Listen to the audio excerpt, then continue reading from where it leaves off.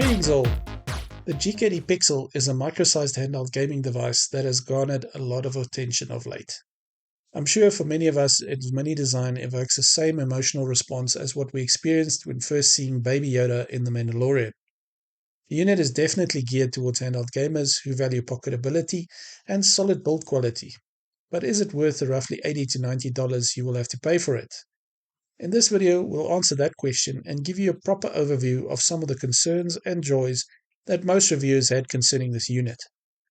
From what I understand, there's also custom firmware available, so watch till the end for more detail on that. First up, let's look at the specs.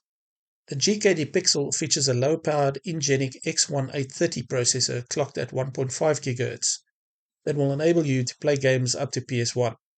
It comes with no internal storage but supports micro SD cards for storage expansion. The device sports a 2.4-inch IPS LCD display with a resolution of 240p, offering decent visual clarity for retro games.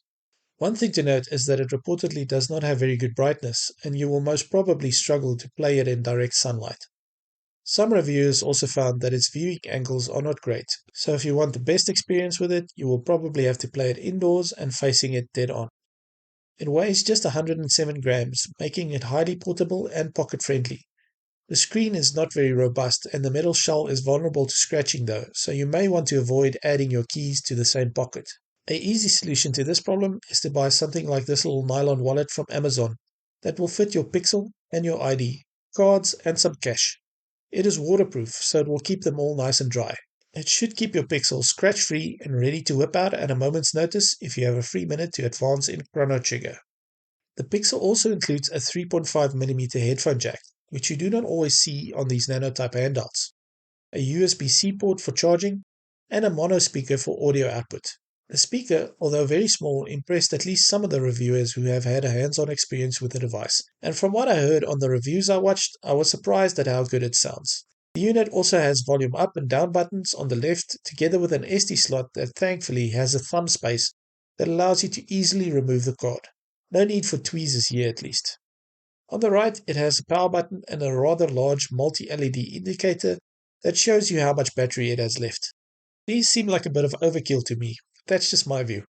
They do add a unique flair to the device. Let me know in the comments what you think. Now before we carry on, it's time for a comedy break. So tell me, do you know why the bicycle fell over? Because it was too tired. Hope you got that one. On to ergonomics and design then. The GKD Pixel boasts a metal shell that enhances its durability and gives it a premium feel. Its pocketable design makes it easy to carry around, while the recessed screen provides protection against scratches and damage. Just not against your car keys, as mentioned earlier. The D-pad on the device is apparently quite clacky and loud, unfortunately.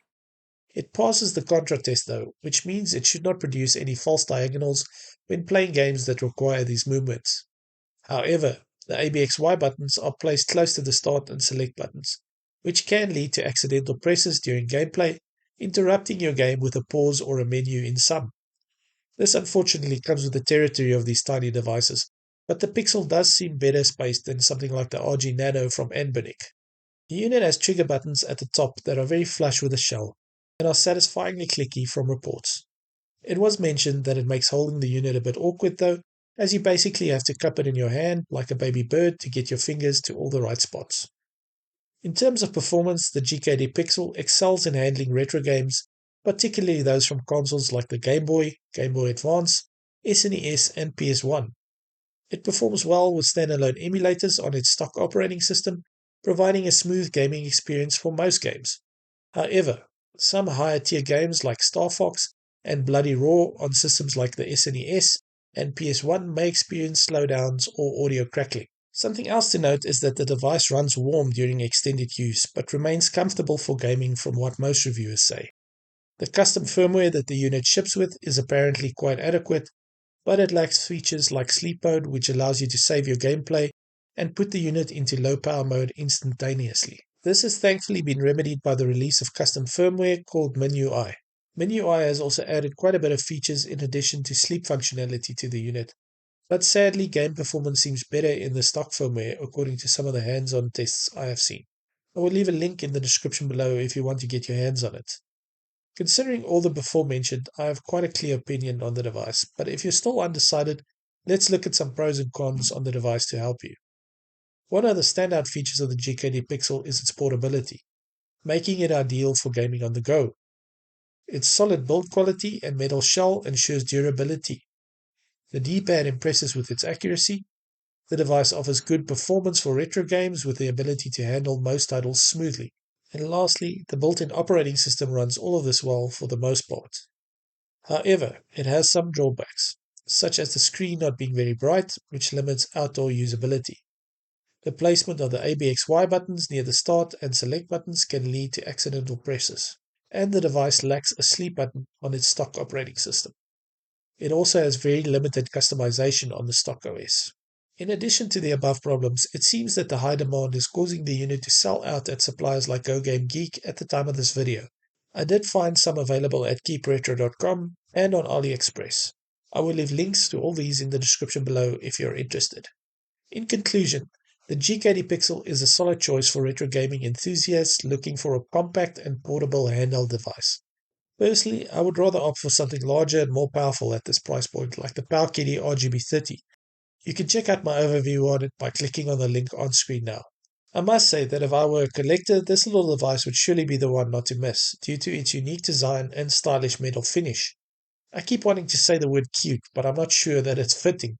For practical gaming use though, I just feel that there are better options for what you're paying here, like the before mentioned RGB30 or the Anbernic RG35XX Plus.